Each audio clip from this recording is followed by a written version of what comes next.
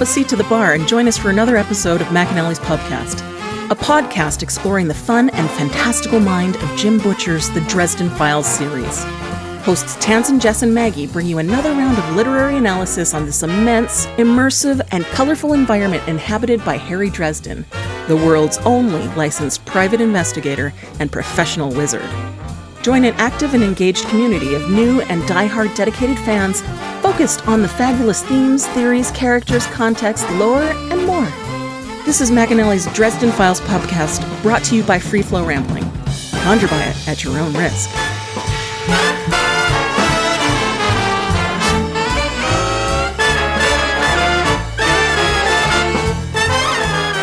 Welcome to McAnally's Pubcast, brought to you by Free Flow Rambling. This is episode 18.19, Gauntlet Throne, where we are covering the novel White Knight. My name is Tansen, and I'm joined by Maggie. Hello, hello. And Jess.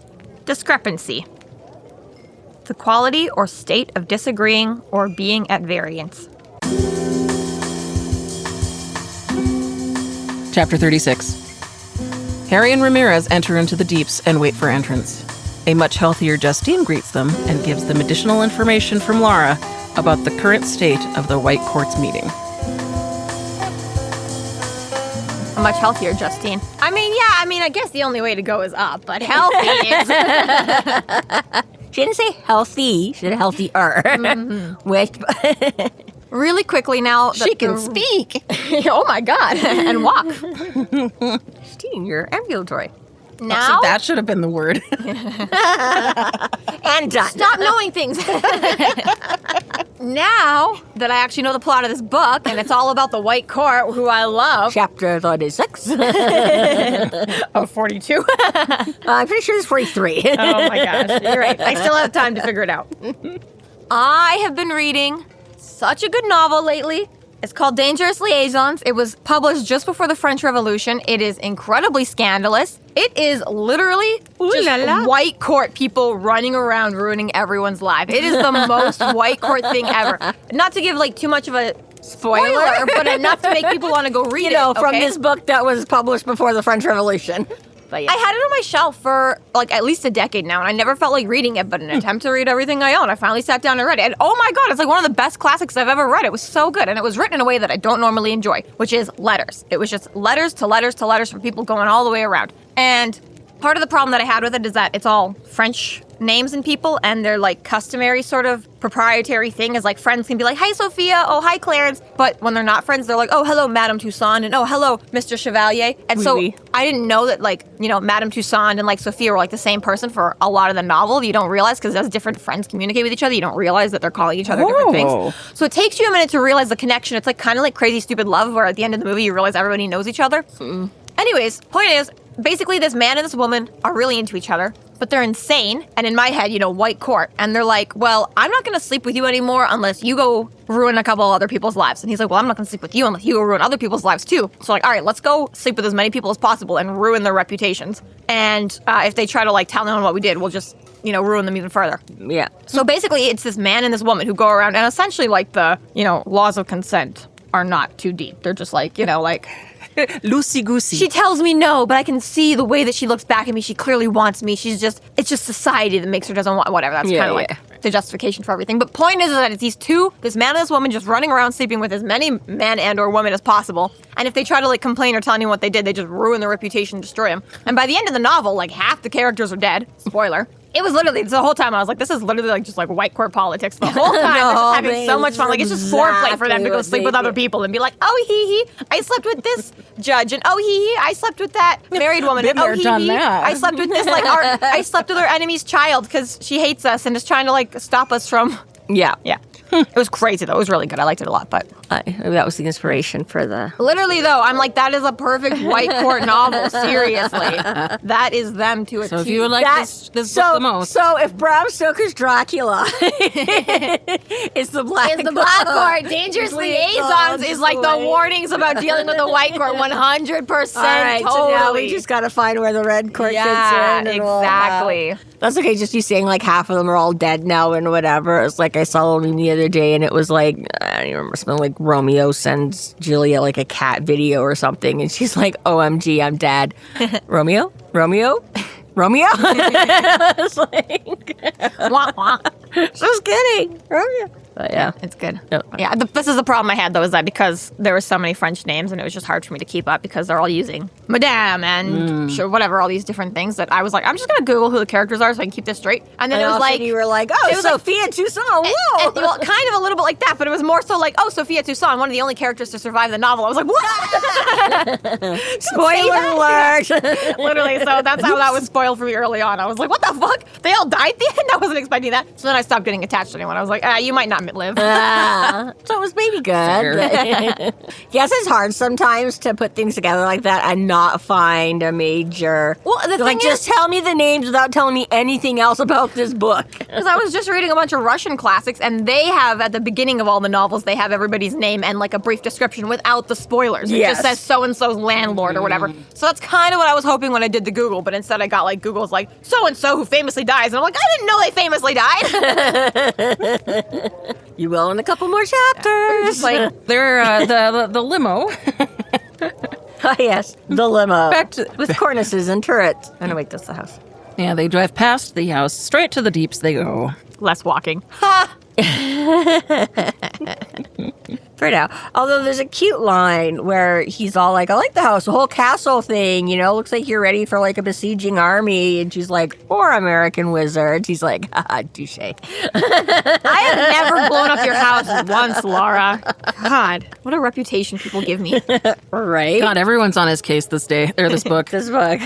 It's okay. He's like, Elaine did that one. I'm not the only one. I'm not the only one. Building this, good job. And then Ramirez is too. Lying. Evil, lying. Little teasing lying, moment there is evil. cute. Shit. Busted. Did I mention? So yeah, so they get there, and this is an interesting red carpet. Harry's not loving it as he goes along. What, not a fan of human delicacies? I think it's more the human, you know, enslavement that, yeah, goes along with the whole... And... Not just humans, but... the little pixies. Little folk all over. And I expected him to blow up, like, instantly. But he doesn't. But he does. Just not instantly. I was like, what? I figured, like... Well, even the back and forth they have, Lara's like, they all want to be here, Harry. And Harry's like, they all don't know what they're consenting. agreeing to. Yeah. And a little bit further on when he's like, you're just testing the little folks, seeing exactly what you can get away with. And it's like, ooh, you slime balls. That's, yeah. Well, it is. And then, like you see, even as you go down the line and you see a couple people that have had, you know, a metaphorical chunk bitten out of them or whatever, right? She's like, Maddie just can't, you know, like, but yeah, exactly. I'm like, well, but what else do you have them all lined up here for like this? And is that not saving like the hundreds of thousands of people by stopping this plot? And I'm like, they would have ate all those people anyways. So part of this, you know, the redhead and her, what was it, glistening tips or whatever, her pant as she panted. I think part of it is generally the genre. You know, Jim Butcher's trying to write like some noir detective shit, and he's like, there's always got to be some sexy, leggy redhead. Femme fatale. Exactly, and I've got to throw it in. And then you've got, the character of Dresden who's not really held hostage by his genre. You know, Harry wants to be scary, he's scary. He wants to be goofy, he's goofy. So you get this kind of ranging comedy. So I think part of it too is that's why maybe we have sometimes the issues with his commentary on them, because it's like, well, it's supposed to be a detective noir sort of vibe. So normally you would let that pass for detective noir. But Harry's so in control of his narrative that we just blame it all on him. We're like, bitch, you didn't have to say that. Because these are like his diaries, not like a third person narrator who's like, it's not my opinion that her chips were glistening, okay? That's just how it was. And I just have to describe it. No way. I like how you get uncomfortable. Whereas it's Harry's words, so instead we can just blame it all on Harry for being a gross boy. But I'm like, I think sometimes it is Jim Butcher attempting to just strike the genre that he's in. But maybe. Right. Yeah, could be. I like how they're going along. Like, she gets all upset and she's like, Madeline or whatever. And she's like, for God's sakes, get him indoors or she'll finish him off on the way out. I'll finish him later. And then there's already, like, missing spots along the way. I'm like, do you care if these, like, are they here to get nibbled on or eaten, or are they not here? Like, again, are you just pissed because people are, like, hitting the buffet table before you've opened the buffet. I don't think she's pissed about that. I think she just thinks it's like, she even says, oh, it's gauche, like they know that we have to be the ones to discard them, so they're not being as careful or holding back as much as they might because it's up to us to handle and take care of. Specifically, she is like, get him inside and, clean him up and let him rest. He's a little bit too far gone. When any of them get a little bit too far gone, but there's already, because he says he moves down, he's like, we also walk past spaces where there was a peg and a strip of white cloth, but no person kneeling within. That could be added irritation. I don't know. It's a party favor. They probably took the appetizer to go rather than finishing them all at once. Like, I don't know. I don't know. It's just like funny where she's like sort of annoyed. Or maybe that was it. Maybe just that exactly she left him like half eaten there instead of cleaning her plate. Like, I don't know. It's just like, like they're here, but then you're also like annoyed that he's partially, but then you don't see face like, about the fact that there's already. You could literally like each of them could just kind of, like brush their hair, shoulder, and get a tiny little bit off them. But somebody decided to take a big bite, and that's why Lara's like, okay, well, come on now. That's not. Yeah, it's like really eating your half-eaten sandwich on the table. Okay? I mean, like, obviously that's kind of what they're, but it's just, it's like, which part is she getting irritated about? But yeah. And then you get this little brief conversation between Ramirez and Harry about, well, how do you know Lara? Because you're being fucking weird right now. Stunt double, obviously. Come on, man. Yeah, that was funny. Oh, yeah, we met on the set of a porn movie. So it's a nice little callback without having. It is a nice little callback. And it is fair, right? Because you're right. We know all the background going on. We know every time Ramirez comes in, but we're like, we forget all the times that Ramirez isn't, even, Murphy and stuff like that. If she's not in on everyone, she's still right there, and we'll hear most of Harry's day-to-day sooner or later. I had a complaint last chapter about Lara and Harry saying a little bit too much about Lara's involvement with the White Court, then Ramirez not questioning it and just going along with it. I'm like, you shouldn't know that, Ramirez. Like, that's a plot discrepancy that he shouldn't have, that they gave away too much information, supposedly. But furthermore, as this conversation progresses, I was trying to keep track of whether or not Butcher kind of remembered what Ramirez does or doesn't know, and now they seem to get better about not saying it in front of Ramirez for the rest of this novel. But it's just a little, I'm like, yeah, it's still from his point of view. This is weird, dude. Well, and it is because as we get a little bit further into it, right, he does sort of bring up a little bit more of how much he doesn't know, right? And so I do find sometimes in these situations, and across other books and things like that too, not just this writing or whatever, but I do find it interesting sometimes, where I'm like, how do you know this? Or you've forgotten that you did know this. And things where sometimes they will come back and you'll be like, oh, okay, they were just waiting to make, and other times where they just seem to keep you right. So I'm like, it is hard to tell sometimes, if it's just the authors having trouble keeping track, or whether they're just for my intents and purposes and stuff like that, we're just not going to care if they're going to know as much or as little and be as bothered or as not as I care to make them in the moment, And I'm like, I do find it frustrating sometimes because I'm like, right, and you're trying to figure out, is this a major plot point or a minor plot point that's going to come back and pay off it? Or are you guys just fucking around with Generally, for the Dresden files, I chalk it all up to being time travel. I'm like, we will come back to that. Until Mirror comes to prove me right.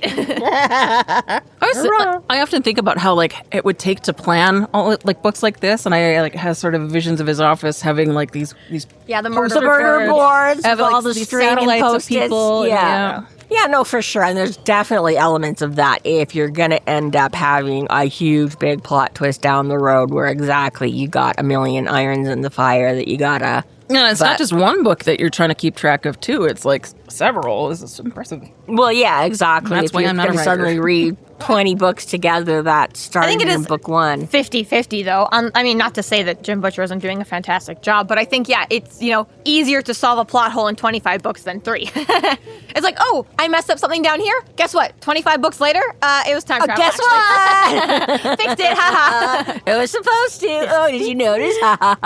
Yeah, exactly, right? Tee-hee. Okay, Justine, yay! We get to actually see verifiable proof that you're alive and that Thomas isn't risking everyone else's life to keep an empty shell alive. Kinda. I mean, we knew she was alive at the... We did not. We had Lara's word. Yeah.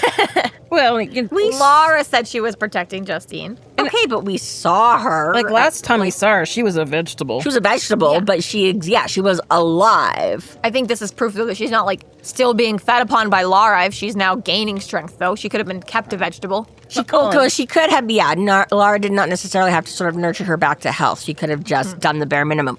I don't think Lara could feed off her, though. Oh, right, yes. Because the whole love bond thing. So there is that, nobody can be... Yeah, but safe by default. Safe by default, yeah. Didn't let her wither away though. Like, oh, sorry, Thomas. Like that's nothing. I was gonna say, she could have just done the bare minimum too. Obviously, she has tried to heal her and give her physical rehab and the whole bit and get her. Yeah, she's not just maintaining that baseline of existing. But that was my point, though. It's just that we did know she was alive, and she does still seem a little bit spacey. Yeah. But that is Justine. Justine was a little bit right. That was the whole. We find out right away that it's like like she's putting on an act because she does the shave on a haircut handshake. Which, by the way, Butcher, as we just applaud all your planning and 6,000. Do you know that song? Do you know that song? What the fuck is 6 bits? How much are you accounting for inflation? Like, did it say 6 bits? It says 6 bits. Oh, Marsters read 6 bits. Yeah. Oh, that's funny. What is it supposed to be, people? 2 bits. Thank you. Nowhere could I find any rec because I was like, maybe is this a thing? Do I? No. There's nowhere I can find reference to 6 bits. Yeah. Safety clause. Oh, and it actually says ambulatory in here. Yeah, she didn't come up with that on her own. Well, I do know the word. Here, I thought you were super clever. I am. Cass was like, what a good word for that. Should have put that in the novel. Well. Yeah, it does say 6 bits. Whoops. Yeah. Somnambulance Copyright. is like Copyright. Yeah, I guess. It's got to be changed. It's actually 10%. funny because I was in the car going, right? What makes 6? Right? I was in my head, honestly. I thought I wasn't confident that it was 2 bits. I did think, okay, sure, 6 bits. You know what you're talking about. But I was in my head. I was like, what a complicated handshake they just did. Exactly. Subtle, guys. Yeah, no, exactly. That's why. That's why I had to. What is this? Complicated handshake, secret handshake. Sorry, guys, I can't show you that. I was just watching. I still didn't get to the end of it or whatever, but I was just. I saw part of. That's the Nemesis. Nemesis would know that it was.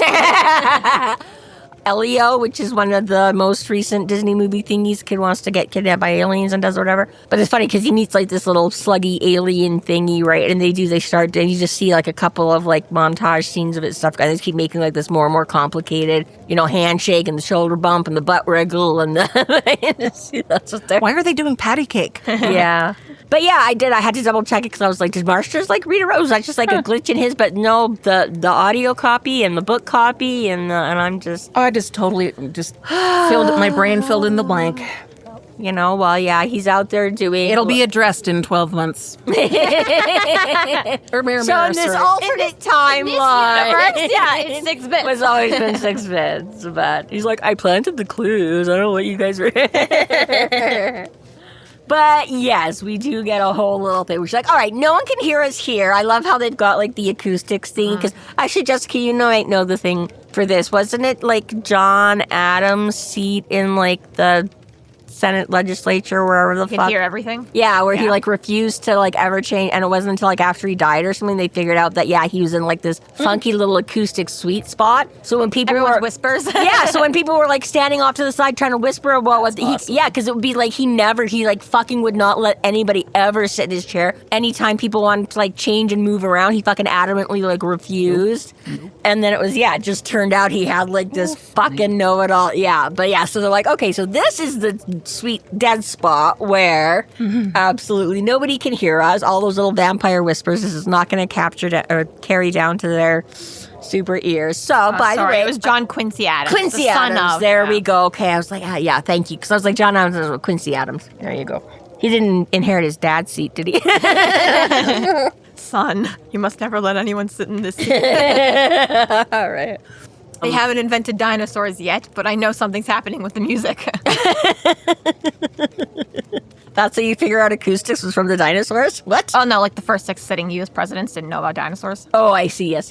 Gotcha. Oh, I see. But I see. somehow We don't know they figured about out the dinosaurs, but acoustic. we know about, I see what you're saying Perfect, now. yeah. Did see Justine is still kind of, but I love how even Dresden, because he's like, well, last time he tried to scratch my face off. She's like, yeah, I'm still crazy, but I'm not that crazy. Like, this is, so instead of having Thomas balance out her psychosomatic, whatever, neuroses. She still has mania. She still has mania, but Lara's just got her on some regular good old Western meds, I guess, to keep that. And yeah, she's still doing, but again, like, it's this interesting thing of very deliberately kind of like, she's getting better, Lara's healing her, letting her, they're kind of keeping it on the down low on how, right? Because again, they're just working with the reputation that Justine had of being just a little...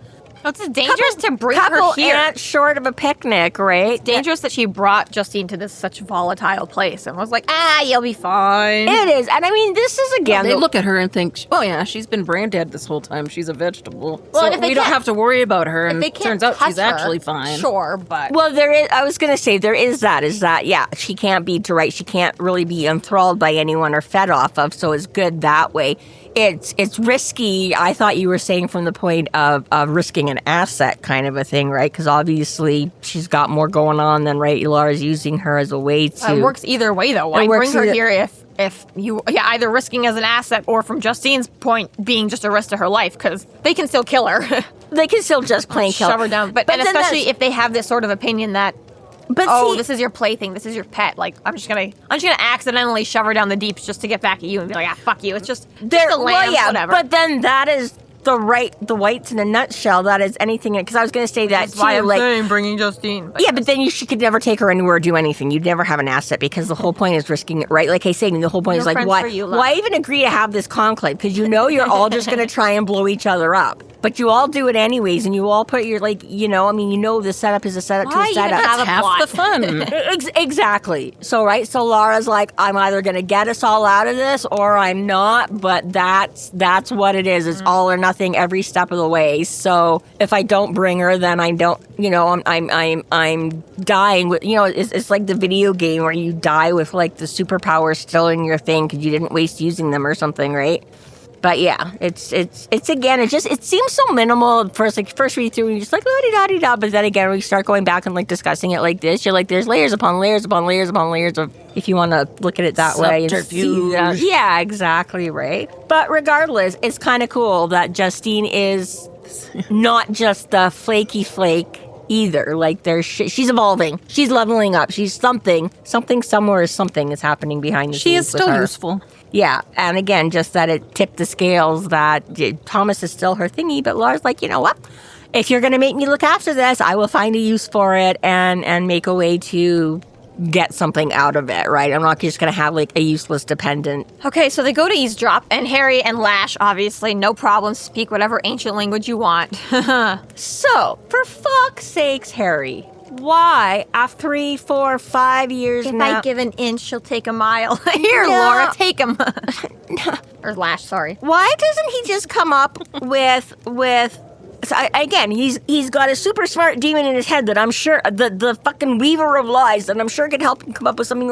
Why doesn't he, like, you know what? I finally figured me out, like, a translation spell. I got a babbelfish. You know, right? Or like, oh, you know what? Like one of those 20 bonuses, not boons. One of those things the fairies owe me. Yeah. You know, I got, boons? yeah, you know, I've got a magic, like, translator ring or Yeah. something. Like, Yeah. he Just could try. have come Just up try. with, right, even in the moment. Or even let Justine translate badly for you and know exactly how the conversation's going and just pretend like you only have Justine's translation. Or, like, exactly, right? Like, you could not have come up with, because again, we all... Ramirez, listen to me. If you don't distrust me by the end of tonight, what does it take? You are a shittier one than I thought. Here, I thought you were just I do like, so you know, much suspicious crap. like, you're not fucking just loyal, man. You being were, my like, friend. bad at your job now. But it kind of begs a little bit of question to like why Lara would know he would be able to listen in anyways, or if he, Well, she she's doesn't. assuming Yeah, that she Justine. gives Justine. Justine Okay, says that she okay, can. so yeah. that Yeah, is the- Justine's like, yeah. I can kind of translate, but it's going to be shitty. And he's like, no problem. I go, which, again, give her to fucking, like, if you're Carlos, not exactly. translating, then give her to Carlos to, I think, like, even that, I sort of forget because I was thinking again once we get into it and they start that Harry, again, like at Molly's trial or whatever, be like, you know what, everybody here speaks English. Can we just speak English for the... exactly. You know, and I'm like, no, he never does do that. And I sort of forget. I was like, oh yeah, there's parts of it where like Madrigal and that are talking English and he listens in. But I was like, no, he never does get... So exactly, it was like, oh yeah, the whole entire thing is exactly just fucking Ramirez standing there going, la-di-da-di-da. Just kick me when I'm ready. Just, like, yeah, like, be, like, is anything, is now, you know, but yeah, again, that's just one of those. Council trust me. And again, right, obviously it serves the purpose of showing, like, Ramirez's loyalty, but also, like, the Harry, what the fuck, this is, but again, I'm like, just something, yeah, careless. So could have just fucking, like, you're fucking wizards, there's a million ways. Fucking demons, fucking fairies, fucking wizard spells, fucking potions, but there's so many fucking ways you could have come up with some kind of plausible excuse for fucking suddenly knowing, yeah. Yeah, instead he just ignores all of these, like, sideways looks. What's and the matter, he's Amir? mentioning them, so he sees them, like, so it's just willful ignorance at this point. Just, ugh. As for the actual conversation, it is interesting. I do like how partially it was all predictable. They're all fighting about who actually was running the scheme. And Lord Raith is all, going directly against my will? Yeah, good scheme, dumb motherfucker. I told you no, and you said yes, and they go back and forth. But it's gonna work now, so therefore it's fine. Can I just say, though, too, thank God you have a fucking scriptwriter, Harry. Because, again, you get the typical, when do I come in? Lara says you'll just know. And somebody just perfectly gives you a fucking perfect opening line to the whole... Man, that shit would piss me off so much in real life if somebody did that and they'll be like, you'll just know. I'd be like, does one? Does it stop? Oh, wait, oh. Yeah, no, fuck, man. Just stand here, you'll know when to jump in. Too much pressure now.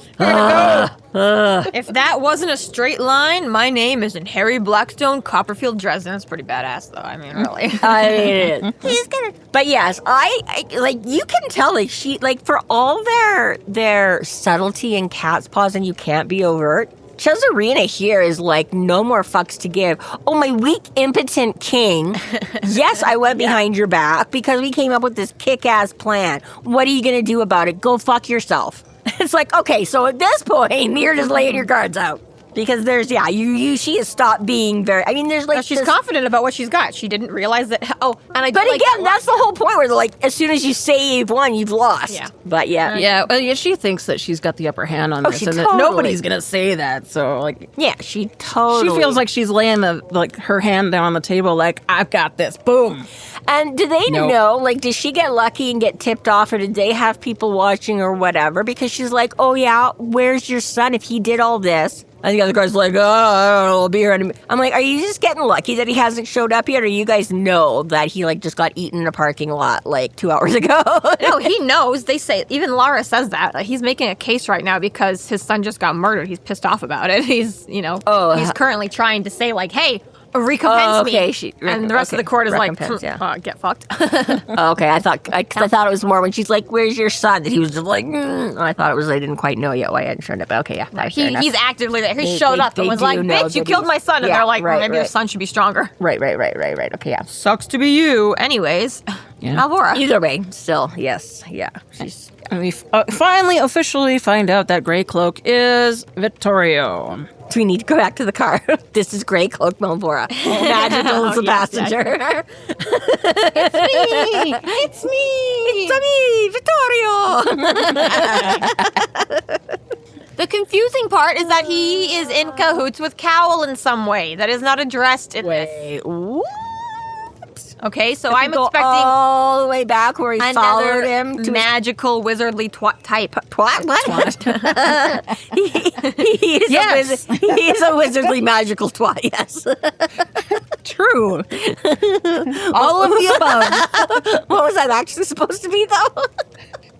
Wizardly magical. That actually sums it up. Not what I intended, but it works. All right, good enough.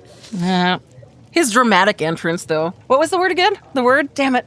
He interrupts their interlocutor moment to do dramatic The time entrance. for interloculating is done. I was going to say that's the noun, and interlocutor is the person talking, not the... Interloculating? I mean, I guess you could interrupt an interlocutor.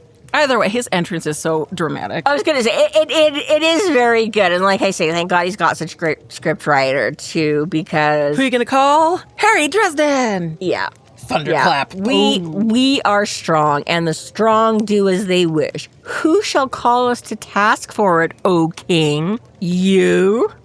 Vittorio Malvora, Madrigal Raith. I am Harry Dresden, Warden of the White Council of Wizards under the Unseelie Accord. I accuse you of murder in a time of peace and challenge you here and now. To the death. Yeah, it is pretty good.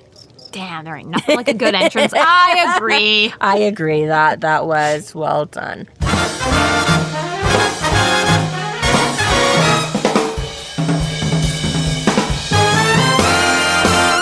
Thank you so much to our Patreon subscribers for your generous support. It's people like you who help us keep doing what we're doing. If you're not yet a Patreon subscriber, sign up today and get a fuck ton of bonus content, kick-ass merch, behind-the-scenes outtakes, and more. Sign up today at patreon.com/freeflowrambling.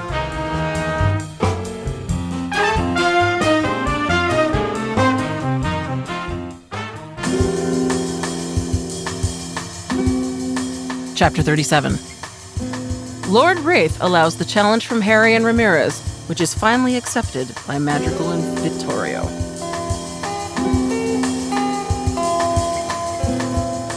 Now imagine him making that entrance if he'd had to wait for Justine to translate. He'd have been like 30 seconds behind. That's not cool. I know, right? Meanwhile, Ramirez is like, oh, wait, but that's us. We're going now? So Maddie's a little unhappy here. It's so dramatic. This isn't happening. Didn't see this coming. What the fuck? Talos, this can't be happening. I did want to acknowledge the curse empty night, because I was like, is that a real curse or is that a Jimism? I think it's a Jimism. It's a Jimism. It's a Dresden It's world, a doesn't it? jism. It's a jism. It's a jism.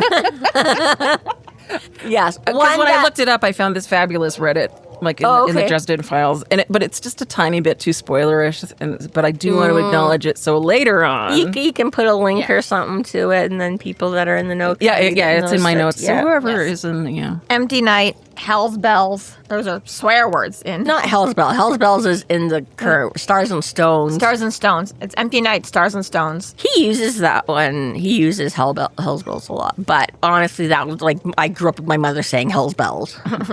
So that a little less. Yeah, it might specific. have. It might be another one of the ones that Ebenezer hints is like you don't know the meaning of it, but Yeah, I think Stars and Stones, Hell's Bells, and Empty Night are like the final trilogy titles.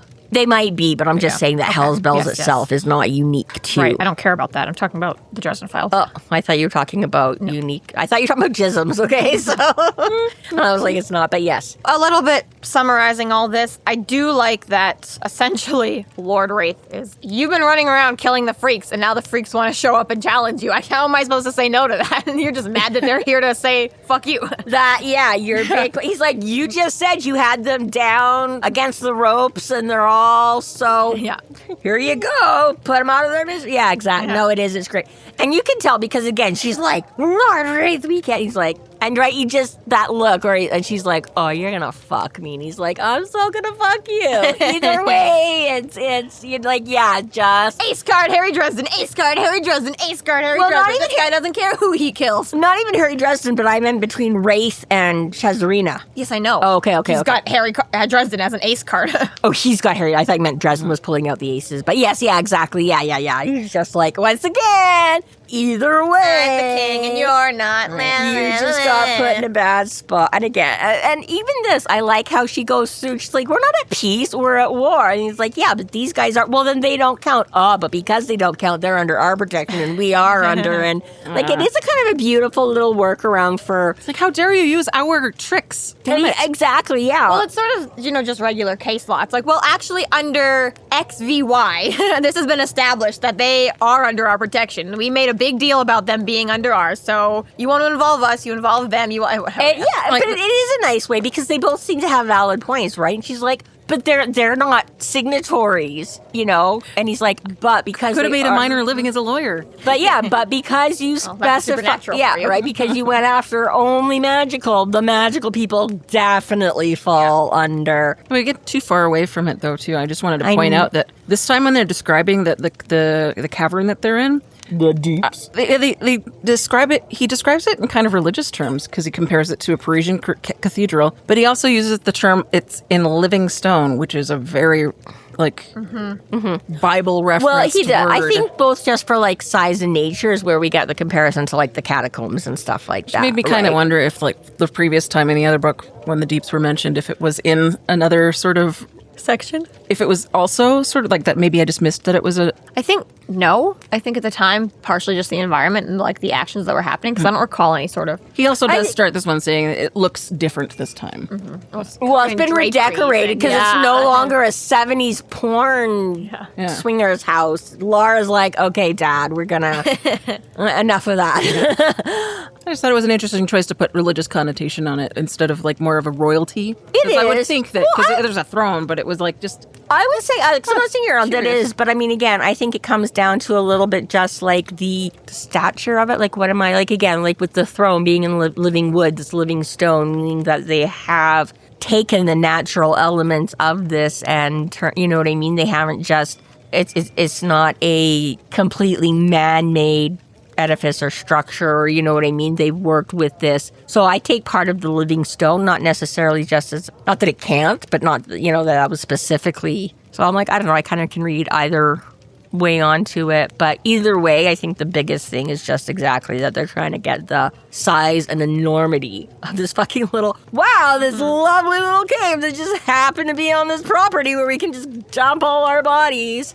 But yeah, the rest of it where, again, it has this big throne and little misty waterfall-y feature thing at the back. And then it's a very interesting giant like look to it, right? And the fact that they have automated lights to emulate candles. I know, right? You want to be the one to like rig up that. Like, this is pre smart lighting and LEDs that were in popularity haven't hit yet. That would actually take some quality technology and money to do. Well, we just had to. So the Cub Hall that we use, that we're very fortunate to have as a dedicated space of our own, is an old schoolhouse. So it's small in the sense that it's, you know, basically just one floor on the main floor, one floor upstairs in the basement. But because this thing is 1912, if I recall correctly, so we, in the last couple of years, they had to like renovate it to bring it up to spec and add, like make it more like wheelchair accessible and that. So in doing so, instead of having all the stuff, a lot of the wiring and the lighting and all of that they had to redo. I don't know if it was a choice or they couldn't go into the walls and do it all. So now we have like the silver conduit running around in little, you know, it's very neat and tidy, but we have all this like on the outer, it's all very visible. It's on the walls now where you see all like this conduit and stuff like, right? I'm like, I'm like, they couldn't even go into like 100-some-year-old schoolhouse and like hide the wiring. I'm like, who the fuck had to do this thing in like a fucking cave? And they're like, I'm fucking gonna drill in and get this.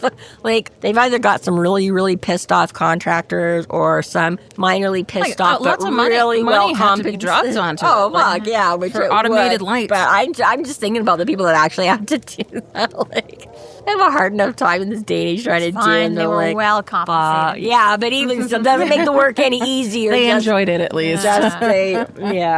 Doesn't feel like work. Or, yeah, well, that's true. They could have been compensated in lots of ways. They might have been more than happy to. But all of it's so dramatic, like the whole setup. Can't even remember it. I was going to say, you got enough of Lara and her sisters. They might not even needed tools to drill into that thing. So I guess fair enough. They were drilling for sure. Yeah, drill through stone. Just Anywho, yes, she has very much modernized it and classified it. Classically, not in a... Well, it's both classified and classified. Hashtag classified. Although the more she keeps inviting me... Once you let Harry in once, nothing's classified anymore. Fucking everybody's going to be there. And Laura did a magical swish costume change. And the time it takes her to run down 40,000 feet into the air so you can change from a business suit to a kimono. And again, so listening in on the conversation of Madrigal and Vitto arguing back and forth about whether or not they can take it. No, I don't want to Madrigal, know. you're such a little bitch. You are literally, as Vitto says, you're the one who dragged him in here. We Now were you're like, good without him. Yeah. The Raith didn't even bring him in to be like, hey, can you come help us with this problem? You were like, hey, Harry. Sorry, Madrigal is a Raith, so technically they did. But as a collective, they Yes. didn't. It was not sanctioned from the Yes. crown. But yeah, you literally went, neener, neener, neener, you can't catch me. I'm And gonna then kill now, your friends, kind of. and now he's come to catch you. You're like, that's not fair. I'm gonna run away. Yeah. Literally. T. Oh, such a... So I do appreciate that Vitto is at least like, bitch. Right. And then yeah, if you don't deal with Harry right now, you're gonna deal with my mommy or my auntie or whatever the fuck it is. But his mom, yeah, Vito's Vito's mommy, mommy, Madrigal's auntie, yeah. Which, by the way, I kept expecting when this is nuts. Harry goes over there to talk about him. I was waiting for him to be like, "Hey, Darby" or something like that. You know, just to. But I did semi-coincidentally. I was looking for something to watch the other day, and it was there, and I went. So I have now actually watched Darby O'Gill and the Little People. Spoiler alert: Sean Connery is not Darby, which is what I originally assumed. Whoa. Oh my god, who is he? Guess. Darby's the only name I know in that entire movie. Doesn't matter. You can still guess. Sean. It's not Sean. Mr. Connery. It's Michael. That would have been next. Sean Connery is Michael McBride.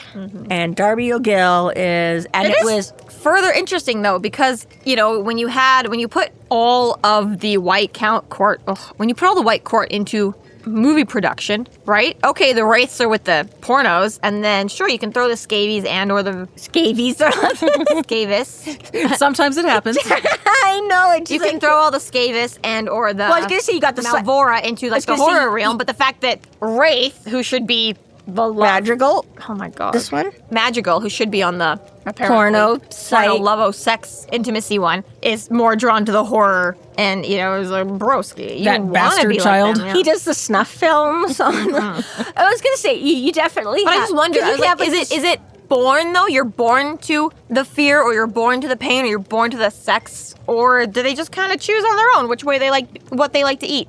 And the Wraiths are kind of like groomed by their father to make it all about sex, but Madrigal's clearly kind of has a preference, not for that, but for the pain and fear and horror or whatever. I mean, I definitely think there can be overlap. I would say, yeah, I mean, probably to a large degree that genetics, right? Make a more inclination? Yeah, right. So those demons are more His uncle's actually his father. lust-oriented. Well, I mean, A little all of switcheroo. But yeah, but like you say, I exceptions to every kind, and there's right. Some people do like their. I mean, there's certainly no end of pain and psychological thriller, whatever. So his just might lean more towards, because he is again presumably the one that did Jessica Blanche or whatever. And she did die through like sexual pleasure. So just because there could have been like a fear factor involved, guess, it yeah. heightened it. But it was still sexual more than just straight Touché. up fear. So yeah, so you... That yeah. was just to throw Thomas under the bus, okay? That too. Not for the love of the game, Harry. Don't even worry about it, okay? If it was up to me. That too. But yeah, I think it's like any given whenever you have these gangs of, it's like the street knife guys all use street knives, but there's like one guy in their group that really likes guns, so he's just naturally going to drift along to like the gun guys, and eventually like and part of, I mean, it's all, but yeah. So finally, Ramirez gets the rundown of what's been going on this whole time, which is again further. Harry, Yes, we accept, but we need weapons. So, And take a break. Can you imagine, right? Yeah, so you have to stop for a minute. So Justine is like, hey, shit's going to go down. You're just going to magically know when to pop in. You're listening to this language that I don't even know what ancient Etruscan even sounds like. It's probably nowhere near fucking Latin or anything like that. All of a sudden, Harry starts booming in with this big entrance. Everybody goes, wah! He may or may not also be listening in to Madrigal's little hissy fit or whatever in English. And then all of a sudden the king gets up, and then she's like bitching, and then Madrigal goes, don't be up, and they go, yes, and then their music starts, and White is passed around, and they're like, is this okay with you, Harry? Harry's like, this is okay with me, and then they're just like, dude, and yeah, literally, poor Ramirez is like, what? disruptive. This is a fucking nut house. nut cave. But the other thing now that I have to, so he goes into this, so Harry gives us a little explanation that they're like, they can back out. And then the White Court will have to pay like a weregild. I'm like, whoa. Time out here to the families. What's a weregild? I know what a weregild is. That I get. My thing is the diplomacy here. On the one hand, yes, obviously you want Harry to go in and take vengeance. We want to kill Madrigal. We want to kill Malvora. Those guys suck. We want them out. They deserve to die because that's the whole point of fantasy and fiction and stuff like that is that you get to have capital punishment fucking everywhere.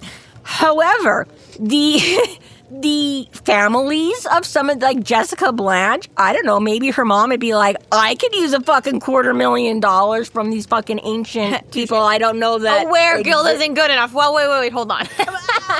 Maybe a little bit of both. Like, sure, go ahead and kill the bastards that, like, killed my daughter. That's cool. You're right. You do still owe her parents or family. But I was going to say, like, you're just taking it on for all of these people that have no idea. You just stiffed all of these people. This is supernatural. It has nothing to do with the government. You don't need the money. It's fine. Your daughter's dead and you'll never know anything about it. Yeah, it's not about dollars. That's a good point. I don't think about that aspect. Right? I know. That's like the only thing where it's like, oh, I just have to pay a weregild, and that's not good enough. I just want to be able to kill these guys. And I'm like, I don't know, can we have a little bit of both? Yeah. Can that be like part of your, like, I'm going to kill the people that did it, but you all still have to... Yeah, you set up trust funds for her whole thing. Yeah, like, right? I'm like, all these people that Harry just stocks in one of your many baseball teams. Right? Just out of hand. We already know that Harry's having issues with temper, so he's like, fuck that.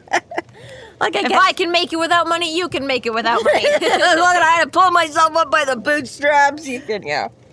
But yeah, that was my only thing. I was like, I get it, and that's fine. But at the same, I'd be like, wait a minute, if I somehow found out if you are a vampire and you want to kill me, my mom can't be bought. Absolutely. Oh, frick. But yeah. Okay, so this is, again, Ramirez getting fucking pissed off. Laura comes to discuss a little bit of the back and forth, and I do somewhat like the dig about her, oh, really? You're going to protect me, Laura? Like you're protecting Thomas? Ooh. Yeah. Because she's all there for it. She's like, oh, I'm more ways. Like, you can tell that she likes him, though, because she, like... yeah. If she banters. She gives him a little quirky little smile. It's and fun, he's okay. like, it's the same thing as, like, him and Markham. They love to hate each other kind of a thing. Yeah. It's like, ooh, well played. It's just fun to deal with a child sometimes. Right. But also an idiot, the local jester, you know. The local village idiot, but that also spins things to your advantage so it's like... Ooh, gray. Speaking of gray, Carlos Ramirez, he's fucking pissed. And it's obviously so fair because him going through, you speak Ghoul, you speak ancient Etruscan, you can barely even speak Latin, and you're like hanging out with vampires all the time. And again, watching the way you interact with Lara, yeah, it's a little buddy. It's finally like, okay, buddy. Yeah. It is too much. Guys got your this is more of the Harry not being careful. He's, who cares? We can hang out. Carlos is a friend. And he's like, well, now's a fine time to, like, not trust me and, like, and I'm like, okay, again, Carlos is like, fuck you. I'm still here. I'm not turning, but... And again, even this where Carlos is like, I don't know, can't help but feel it. And especially because you explained to him, because he's like, Carlos is like, why doesn't Cesarina just fucking blast you all? And they're like, no, they don't play that way. Everything is about hiding. Which is still not enough. They're like, they only do that if they have to. I'm like, okay, so they could still do that at the end. Well, that's true. But anyways. So you literally say they are all about trying to one-up each other and come at you from the shadows and ambush tactics. So Carlos is like, I feel like maybe we're stepping into a trap here. Yeah. And again, I'm like, why does not Harry take the opportunity to be like, oh yeah, fuck, we absolutely are. Like, he just keeps even skirting around that kind of like, oh, well, you don't trust me now, Carl? What the fuck kind of answer is that, Harry? Like, still, yeah, Harry could be like, oh yeah, no, it's absolutely, like, be prepared, there will be something, but we just don't know what it is. Or again, it's still his kind of trauma from just the White Court hates me. He's so ready for anyone in the White Court, even his friend Ramirez, to be like, my God. The Wizard Council. So excited for the Wizard Council to look at him and be like, you're a fucking traitor. So the second Ramirez is like, you're being fucking weird. Harry's like, oh, so you think I'm a traitor too, right? But at the same time, Harry, yeah, you're fucking suspicious as fuck. All your friends are fucking evil. If he was able to pull up your phone lines and be like, well, you were on the phone with fucking gangster an hour before this. I was gonna, yeah, right, exactly. Let's see, you got Marcone, you got Thomas Raith. If they knew about Elaine, that would also be suspicious behavior, hanging out with her. Oh, I met your friend who you recommended to the council, but oddly enough, just isn't quite good enough to get on the council, If they had ears Harry. in the police department, I'm sure there's even words about Murph being a dirty cop at this point because of her relationship with Harry. They probably are suspicious of her. I mean, IA's always been on her ass. Yeah, And even though we know that it's Depends almost for how- being too good at her job and being too good a cop, for everyone else she's on the been outside, demoted, like- it probably looks like, you're... It just depends Dragging this if Carlos drinks enough of the Kool-Aid to be like, I don't fucking care about more. But this is my moral point, though, is that if politics, Harry's but yes. trying to be suspicious, he's fucking good at Well, it. And yeah, it's that's- fair for Ramirez to stand on the sideline and be like, yo, are they fucking right about you? You're fucking crazy. He literally has fucking like tokens to redeem with the fucking fairy courts. Yeah. As like, you know what I mean? Like he's got fingers in all the pies and allies and enemies in every That's the problem, fucking having these allies who are your enemies everywhere you go. and yeah, no. The White Council's essentially been like, we declare war on A, B, C, D, E. And Harry's like, oh, but B, C, D are my friends. And A and E can do some good stuff sometimes. And if we put F against A and C, then we can screw the ones I don't like, but still keep the ones I do. Yeah, no, for sure. It's absolutely, and I don't understand. Yeah, in him this not moment acknowledging that. He's just why so he- mad about it. Just let me do what I want without asking. Like, bitch, you are gray. You are so morally gray when it stands up with these people and be like, well, you should trust that I'm doing the right thing. Okay, but look at it from his point of view. You have a reputation. Well, even this exact thing where Carlos is like, hey, I think they're going to come at us. We better watch our flanks. And Harry's like, oh, gee, thanks. You know, like, I know you might not recognize it, but I've done this before. He's like, haha. But then he's like, okay, Carlos, so now you do this, this, and this. And Carlos is like, you want to tie my shoes? He's like, whoa, where's that? I'm like, you literally just did exactly the same thing to him with his comment. He's like, oh, I think we need to watch ourselves. And you're like, no shit, Carlos, this is not my first rodeo. And then you're like, so by the way, Carlos, you're going to stand with A, B, and C, and we're going to do, and Carlos is like, yeah, I know. And you're like, well, what the fuck is your problem? Why are you bitching at me? But even in his internal monologue in his head, he's still like, Ramirez was right. This was a trap. I'm like, well. Vocal, yeah, exactly. You know, just give him that much at least. Be like, yeah, I don't know. But it might just be implied. Yes, Ramirez gets it. Okay. And I don't know. The only other tiniest thing was not even so much that Ramirez gets it. Was I'm like, I don't know, maybe this is for the benefit of all these super ears that might be listening, as you don't want to tip your hand and say, I know y'all have something coming at me, so I can't. But again, I'm like, I don't know, you could just set up a code beforehand or something like that. Like, you're prepping him to go into... What do you need? What code do you need? Kill vampires. Done. Well, no, but like, exactly. Yeah, I got you. Well, and a bit to further what you're saying too, like about a bunch of the thematic stuff in the whole book has been like, where even Harry himself has said that you don't always come back from black magic. Yeah. And it's not even so this is kind of like looking at from somebody's outside perspective of him doing all of this shit. It really, if you stack up all of that evidence that you just said, it doesn't look like he did get. Well, and that he is still. It was stand 2 by books black ago that magic. Harry's like, literally, I cannot learn to rely on her. And in this book, he's like, what's this? What's that? Tell me everything. Bow, bow, bow, bow. Yeah. Translate this, translate that. Remember this, look up that. You'll We're so take cool. notes. Ash, high five, you and me forever. Yeah, right. You know, really, I was going to say we should take exception with these last few books because they should be the most fucking reliable because he's got a fucking eidetic memory in there to relive everything word for word. Yeah, but who can also rewrite Books reality like around him?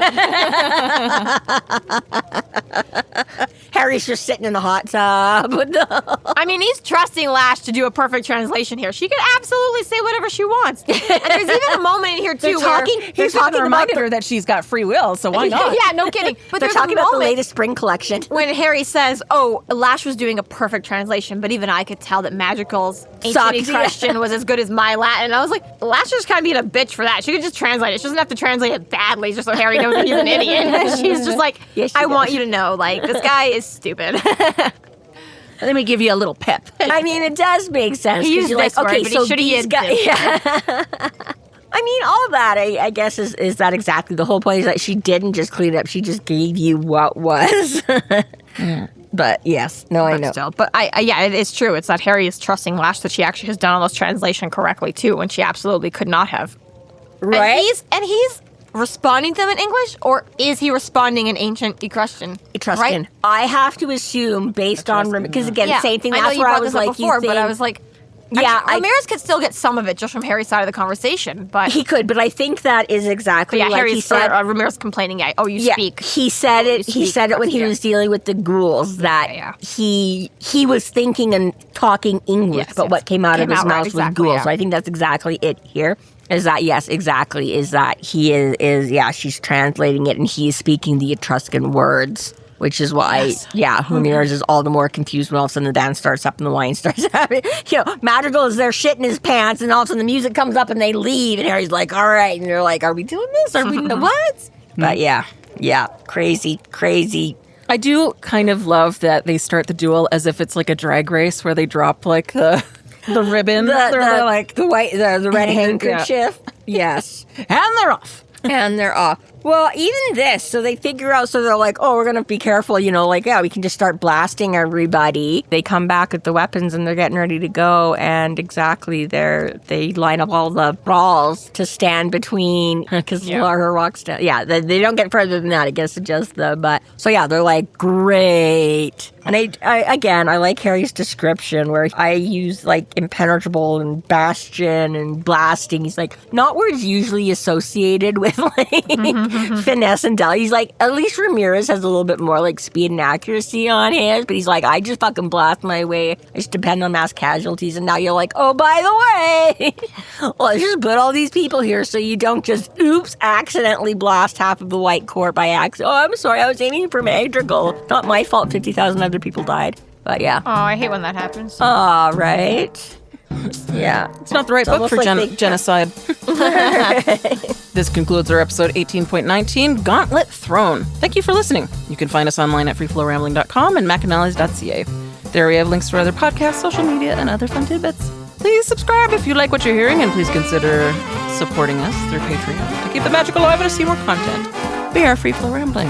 Conjure by it at your own risk.